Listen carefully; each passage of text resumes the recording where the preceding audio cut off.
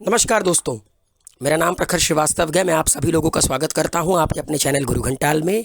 दोस्तों, आज मैं आप लोगों को इंडिया और भूटान के रिलेशंस के बारे में बताऊंगा।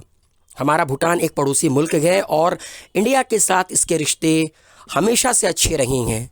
इसके कई सारे जैसे कि फॉर एग्ज़ाम्पल इनका जो फॉरेन अफेयर्स है, फॉरेन पॉलिसीज़ है, उसमें इंडिया का एक बहुत बड़ा रोल है। और भूटान हमारे देश के लिए डिफेंस पॉइंट ऑफ व्यू से and strategic point of view से एक बहुत ही इम्पॉर्टेंट कंट्री है। आइए इसके बारे में जानते हैं और हम बात करेंगे इंडिया और भूटान के टाइज के बारे में। सबसे पहले हम हिस्ट्री देखेंगे कि कैसे इंडिया और भूटान के बीच के रिश्ते शुरू हुए। 1910 का साल था जब पहली बार इंडिया और भूटान के बीच का रिश्ता शुरू होता है।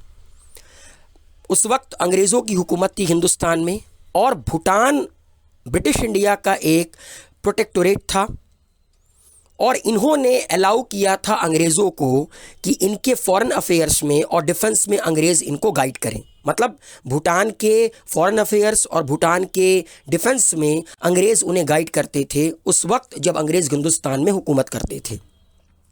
जब हिंदुस्तान आज़ाद हुआ 1947 में, भूटान सबसे पहला देश बना जिसने इस चीज़ को रिकॉग्नाइज़ किया कि हाँ, इंडिया अब एक आज़ाद मुल्क है। नाउ अंग्रेज़ इंडिया से जा चुके हैं।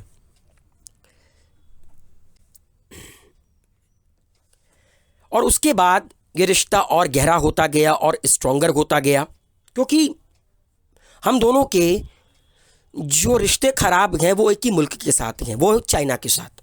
भूटान इंडिया और चाइना के बीच में एक बफर नेशन का काम करता है। चाइना के साथ भूटान के रिश्ते अच्छे नहीं हैं क्योंकि चाइना की जो पॉलिसी है ना, इंपीरियलिज्म की, कब्ज़ा करो, विस्तारवाद की जो इनकी राजनीति है, विस्तारवाद की इनकी जो पॉलिसी है, उससे इंडिया भी परेशान गए, उससे भूटान भी परेशान गए। तो कहीं ना कहीं इंडिया और भूटान साथ में इसलिए रहते हैं ताकि चाइना को काउंटर किया जा सके।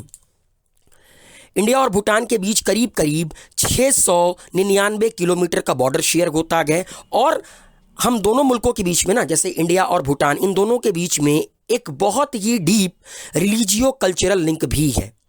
गुरु पद्मसंभव ने, जो कि एक बुद्धिस्ट साइंट थे, उनका बहुत बड़ा रोल माना जाता है बुद्धिज़्म को स्प्रेड करने का पीछे का। कहाँ पर? भूटान में। और इन दोनों मुल्कों में बुद्धिज़्म है, इंडिया में ही बुद्धिज़्म है।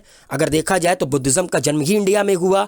आज भले ही श्रीलंका, थाईलैंड, चाइना, यहाँ पर बुद्धिज़्म है, मगर बुद्धिज़्म इंडिया की देन है। तो गुरु पद्मसंभव जी वो इंसान हैं, वो सेंट हैं जिन्होंने एक बहुत ही बड़ा रोल प्ले किया इंडिया और भूटान के बीच में सोशियो रिलीजियस टाई का। 1968 का दौर, 1968 में इंडिया ने अपना एक स्पेशल रिप्रेजेंटेटिव ऑफिस खोला भूटान में और इसी को देखा देखी करते हुए 1971 में, मतलब 3 साल के बाद, भूटान ने रेसिप्रोकेट किया और भूटान ने अपने स्पेशल रिप्रेजेंटेटिव ऑफिस को दिल्ली में ओपन किया। देन देयर आफ्टर 1978 के दौर में ये दोनों ऑफिसेस, जो भूटान में इंडिया के थे स्पेशल रिप्रेजेंटेटिव ऑफिस और जो इंडिया में भूटान की थी स्पेशल रिप्रेजेंटेटिव ऑफिस, उसको अपग्रेड कर कर एक फुल फ्लेज एम्बेसी बना दी गई।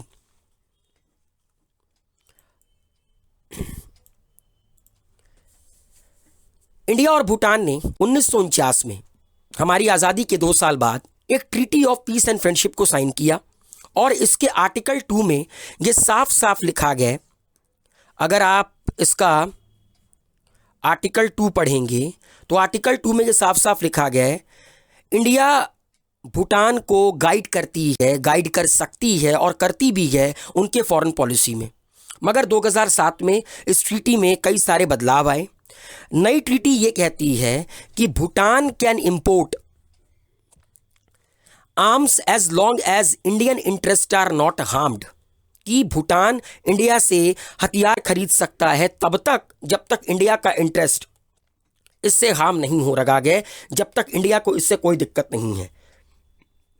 Since there is no re export of the weapon इधर बाय द गवर्नमेंट और इंडिविजुअल, मगर ऐसा नहीं हो सकता कि भूटान अगर इंडिया से कोई हथियार खरीदे और फिर भूटान किसी तीसरे मुल्क से करार कर ले कि हम आपको हथियार बेचेंगे। नहीं, भूटान जो भी हथियार इंडिया से इंपोर्ट करेगा उसको री एक्सपोर्ट नहीं कर सकता, ना उनकी सरकार कर सकती है और ना वहाँ पर रहने वाला कोई इंसान कर सकता है।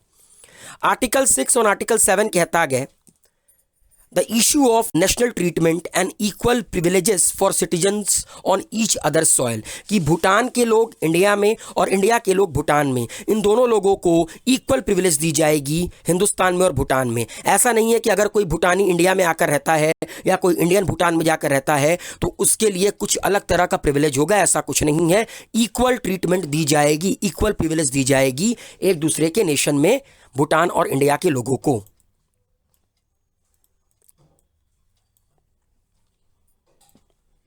अब कुछ इंडिया और भूटान की ट्रीटी को, जो फ्रेंडशिप ट्रीटी हुई थी, उसके बारे में थोड़ा और बेहतर जान लेते हैं। देखिए आर्टिकल 2 एंड कुछ आर्टिकल्स तो मैं आपको बता चुका हूं। जैसा कि मैंने आपको बताया ये ट्रीटी 1949 में साइन हुई, इसीलिए साइन हुई ताकि इंडिया और भूटान के रिश्ते और मजबूत हों और लॉन्ग लास्टिंग हों। ठीक है, ये दोनों के दोनों, इन दोनों मुल्कों के बीच में गहरी मित्रता बनी रहे, क्योंकि इन दोनों को दिक्कत किससे थी? चाइना के साथ थी। 2007 में इस ट्रीटी में कुछ परिवर्तन किए गए, उस परिवर्तन को मैं आप लोगों को ऑलरेडी एक्सप्लेन कर चुका हूं।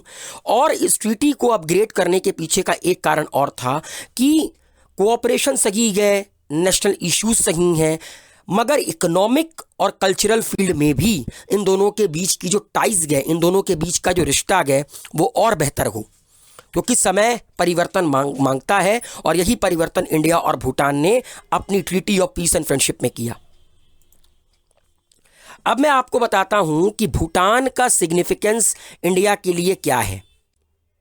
देखिए, सबसे पहला है ज्योग्राफिकल सिग्निफिकेंस। भूटान इंडिया के 4 स्टेट के साथ बॉर्डर शेयर करता है, असम, अरुणाचल प्रदेश, वेस्ट बंगाल एंड सिक्किम। तो कहीं ना कहीं ये एक तरह का बफर नेशन के तौर पर काम करता है between India and China. Bhutan 4 राज्यों से हिंदुस्तान के बॉर्डर शेयर करता है और भूटान की जो सिक्योरिटी है वो इंडिया के लिए भी बहुत इंपॉर्टेंट है, क्योंकि चाइना अक्सर कोशिश करता है भूटान को परेशान करने का via military purpose, via militarily, क्योंकि चाइना के दिमाग में तो यही है जो छोटा मुल्क मिले, जो आपके साथ कमज़ोर मुल्क आए, उसके ऊपर विस्तारवाद की नीति अपना लो। तिब्बत में इसी तरह कब्जा किया था ना चाइना ने, तब तो इंडिया चुप बैठा। लेकिन भूटान का जो वेस्टर्न बॉर्डर इंडिया के साथ लगता है, खासकर अरुणाचल वाला, असम वाला, वो इंडिया के लिए बहुत इंपॉर्टेंट है, स्ट्रैटेजिकली बहुत इंपॉर्टेंट है। अब बात करते हैं इकोनॉमिक सिग्निफिकेंस की।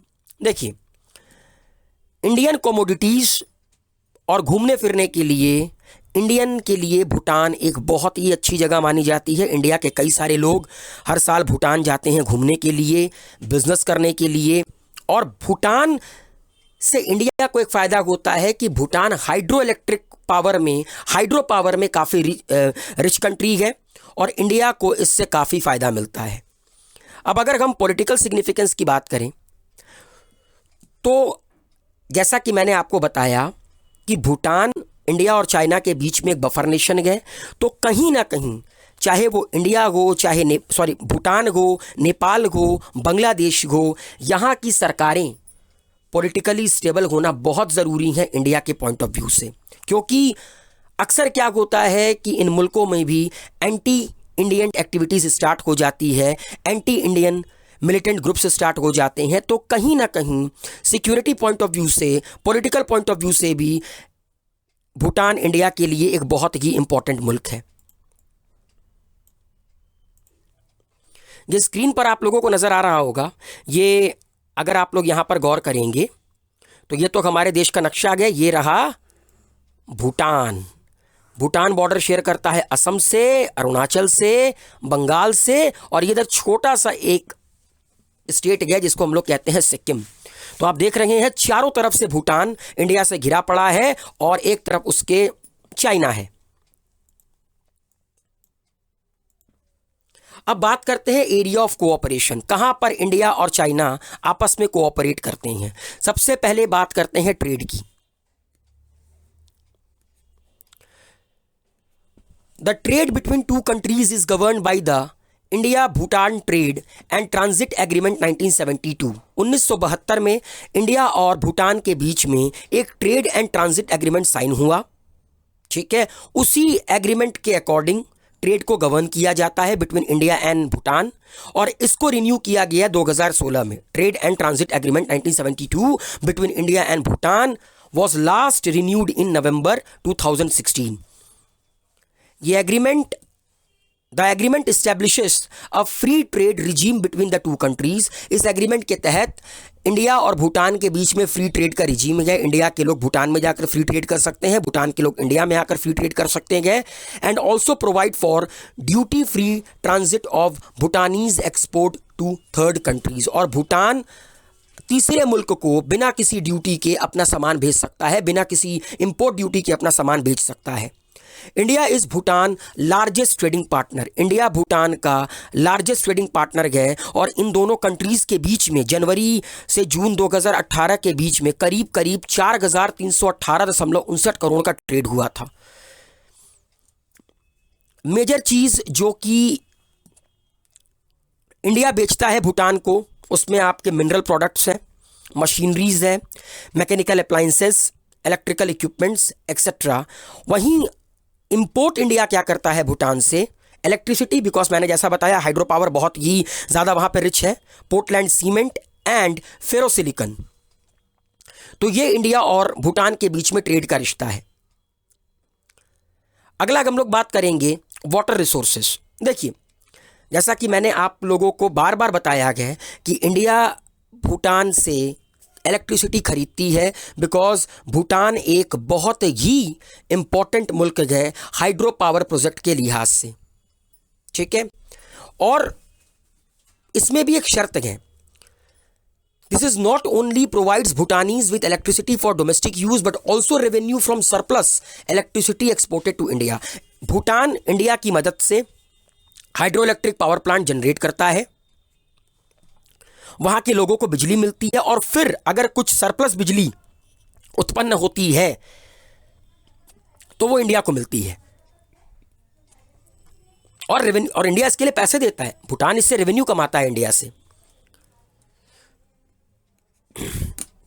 अभी अभी रिसेंटली हमारे देश के माननीय प्रधानमंत्री श्री नरेंद्र मोदी ने मांगदेचू रिवर के ऊपर एक हाइड्रो इलेक्ट्रिक पावर प्लांट को इनॉग्रेट किया है। भाई सिंपल सा लॉजिक है, मांगदेचू रिवर के ऊपर जो हाइड्रो इलेक्ट्रिक पावर प्लांट है उसमें इलेक्ट्रिसिटी जनरेट होगी, भूटान के लोगों को डोमेस्टिक सप्लाई मिलेगी, और जितना surplus amount of electricity generate होगी वो इंडिया खरीदेगा। The hydro power cooperation come under 2006 agreement on cooperation in hydro power. 2006 में हाइड्रो पावर को लेकर इंडिया और भूटान के बीच में एक एग्रीमेंट साइन हुआ था। इस प्रोटोकॉल के under India has agreed to assist Bhutan in the development of minimum of 10,000 megawatt of hydro power, कि 10,000 मेगावाट कम से कम बिजली उत्पन्न करने के लिए भूटान को इंडिया असिस्ट करेगा, और जो सरप्लस इलेक्ट्रिसिटी है उसको 2020 तक इंडिया क्या करेगा? इंपोर्ट करेगा, खरीदेगा। इसके अलावा इंडिया और भूटान के बीच में एक joint group of expert on flood management भी तय किया गया है, ताकि अगर इंडिया या भूटान में किसी तरह की बाढ़ आती है तो ये दोनों मुल्क मिलकर काम करेंगे। बॉर्डर मैनेजमेंट बहुत इंपॉर्टेंट है। सिंपल सा लॉजिक है, जब भूटान तीनों तरफ से इंडिया से घिरा हुआ है और एक तरफ हमारा ऐसा मुल्क है जिससे हमारे कई सारे वॉर हो चुके हैं, जो भूटान के ऊपर भी अक्सर अपने विस्तारवाद की नीति लेकर चलता है, तो बॉर्डर मैनेजमेंट बहुत इंपॉर्टेंट है। देखिए, भूटान और इंडिया के बीच में जो बॉर्डर मैनेजमेंट है और सिक्योरिटी है, रिलेटेड मैटर्स हैं, वो सेक्रेटरी लेवल के हैं, and there is also a border district coordination meeting mechanism between the bordering states and the royal government of Bhutan. जो बॉर्डरिंग स्टेट भूटान के साथ बॉर्डर शेयर करते हैं, लाइक सिक्किम, असम, अरुणाचल, ठीक है, वेस्ट बंगाल, ये कहीं ना कहीं रॉयल गवर्नमेंट ऑफ भूटान के साथ बॉर्डर डिस्ट्रिक्ट कोऑर्डिनेशन मीटिंग भी अक्सर हेल्ड करते रहते हैं, क्योंकि सिंपल सा लॉजिक है, इन स्टेट्स के साथ एक कंट्री का बॉर्डर शेयर होता है।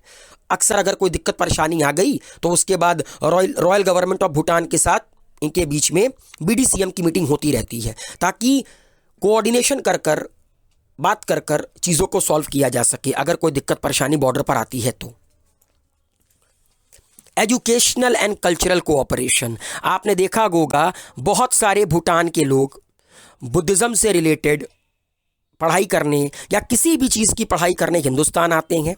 हिंदुस्तान की गवर्नमेंट उन्हें स्कॉलरशिप प्रोवाइड करती है और 2003 में एक इंडिया भूटान फाउंडेशन साइन बना था, जिसके तहत कल्चरल के फील्ड में ये दोनों कंट्री आपस में अपने कल्चर को एक्सचेंज करे, उसके लिए टीटी साइन की गई थी।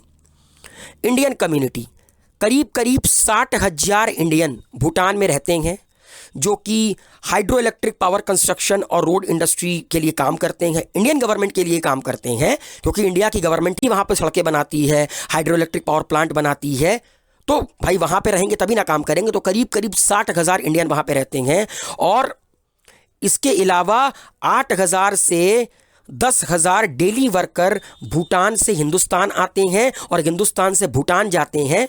मतलब भूटान से हिंदुस्तान आए, नौकरी किए, रात हुई अपने भूटान चले गए। कम से कम 8,000 से 10,000 वर्कर, क्योंकि फ्री मूवमेंट का ट्रेड ऑलरेडी बॉर्डर पर साइन है। भूटान के लोग आते हैं, वेस्ट बंगाल में काम करते हैं, अरुणाचल में काम करते हैं, असम में काम करते हैं, अब तो दिल्ली वगैरह में भी काम करना शुरू कर दिया इन लोगों ने। मल्टीलैटरल पार्टनरशिप, कई सारे ऐसे फोरम हैं जहां पर भूटान और इंडिया आपको दोनों मिल जाएंगे। जैसे भूटान और इंडिया दोनों सार्क के मेंबर हैं, ठीक है। इसके अलावा BBIN, बांग्लादेश, भूटान, इंडिया, नेपाल, ये भी एक मल्टीलैटरल फोरम है जहां पर ये दोनों मुल्क हैं। BIMSTEC, bay of Bengal initiative for multi sectoral technical and economic cooperation में भी इंडिया और भूटान पार्टनर हैं, और भी कई सारे मुल्क पार्टनर हैं, लेकिन इंडिया और भूटान कॉमन पार्टनर हैं इसमें। लेकिन कुछ कुछ चैलेंजेस भी हैं। अब चैलेंजेस के बारे में गौर करते हैं। पहला, कई सारे ऐसे इंस्टांसेस निकल कर आए हैं, अगर आप देखेंगे तो कई सारे ऐसे इंस्टांसेस निकल कर आए हैं when India has meddled in Bhutan's internal affairs, जब आंतरिक मामलों में भूटान के इंडिया ने हस्तक्षेप किया, मतलब एज अ मिडिल मैन के तौर पर काम किया, जिसकी वजह से कहीं ना कहीं भूटानी लोगों के दिमाग में इंडिया को लेकर कुछ नेगेटिव इमेज जनरेट हुई। इसके अलावा जो भूटान के लोग हैं उनके बीच में, उनके अंदर कहीं ना कहीं एक भावना जन्म अक्सर लेती है कि इंडिया ये जो हाइड्रो इलेक्ट्रिक पावर प्लांट लगा रखा है, जिससे इलेक्ट्रिसिटी जनरेट हो रही है, इंडिया उसको सस्ते में खरीद रखा है, इंडिया उसको वाजिब रेट पर नहीं खरीद रखा है। Bhutan concern regarding profitability of its hydro power project in the wake of India's shift to renewable sources of energy like wind, solar, etc. अब देखिए, कहीं ना कहीं जब ये भावना बढ़ी तो इंडिया ने भी हाइड्रो इलेक्ट्रिक पावर प्लांट से अपना दिमाग शिफ्ट कर कर अब इंडिया में विंड एनर्जी और सोलर एनर्जी पर भी काम हो रहा है, ताकि डिपेंडेंसी एक पर्टिकुलर चीज़ पर ना हो, क्योंकि आप किसी की सोच नहीं बदल सकते, आप किसी की सिर्फ मदद कर सकते हैं, और होता है लोग अक्सर समझ नहीं पाते हैं। From internal security perspective, illicit establishment of camp by militant outfit in the dense jungle of southeast Bhutan is a cause of concern for both the nation. देखिए, अगर आप भूटान के साउथ ईस्टर्न पार्ट में जाएंगे, वहाँ बहुत जंगल हैं, घने जंगल हैं, वहाँ पर कई सारे आपके मिलिटेंट्स कैंप हैं, जो कि इंडिया और भूटान दोनों के लिए पॉइंट ऑफ कंसर्न है। और China continuous claims to important border area such as Chumbi valley and Doklam का अभी 3-4 साल पहले बवाल हुआ था, जहां पर इंडिया और चाइना की आर्मी आपस में लड़ गई थी, मतलब गोलियां नहीं चली थी, सिर्फ पटकी पटका हुआ था। तो अक्सर चाइना, जैसा कि मैंने कहा, विस्तारवाद की नीति लेकर चलता है, अक्सर चाइना ये क्लेम करता है कि जो चुम्बी वैली बॉर्डर पर जो चुम्बी वैली का इलाका है और डोकलाम का इलाका है, वो चाइना का है, ठीक है। और हमेशा भूटान के साथ चाइना कोशिश करता है अपनी एक स्ट्रॉन्ग डिप्लोमेटिक और इकोनॉमिक रिलेशन बनाने की, जैसा कि इंडिया के साथ भूटान की है। ये इंडिया के लिए एक बहुत ही इंपॉर्टेंट कंसर्न है, क्योंकि देखिए, एशिया में 2 ही मुल्कों की लड़ाई है, या तो चाइना या तो इंडिया, या तो लोग चाइना की सुनते हैं या तो लोग इंडिया की सुनते हैं। और चाइना के लिए अगर एशिया में कोई मुल्क उसके हेजीमोनी को टक्कर दे सकता है तो वो है हिंदुस्तान, और वो दे भी रखा गया। इसीलिए चाइना कोशिश करता है कि हर उस मुल्क के साथ ट्रेड करो, हर उस मुल्क के साथ अच्छा रिश्ता बनाओ जिसके साथ हिंदुस्तान के रिश्ते अच्छे हैं, ताकि हिंदुस्तान को वहां पर थोड़ा हैम्पर किया जाए। तो ये पूरा का पूरा जो मैंने आज आप लोगों को वाक्य बताया, जो पूरी की पूरी मैंने आप लोगों को वीडियो में चीज़ें बताई, ये इंडिया और भूटान के रिलेशन के बीच में थी। क्योंकि हमें पता होना चाहिए कि हमारे पड़ोसी कैसे हैं, हमारे पड़ोसी हमारे बारे में सोचते कैसे हैं। नेपाल के बारे में मैं ऑलरेडी वीडियो बना चुका हूँ, आप लोग प्लेलिस्ट में जाकर देख सकते हैं। उम्मीद है मेरे द्वारा एक्सप्लेन किया गया ये भूटान वाला भी आप लोगों को अच्छा लगा होगा। Wish you all a very good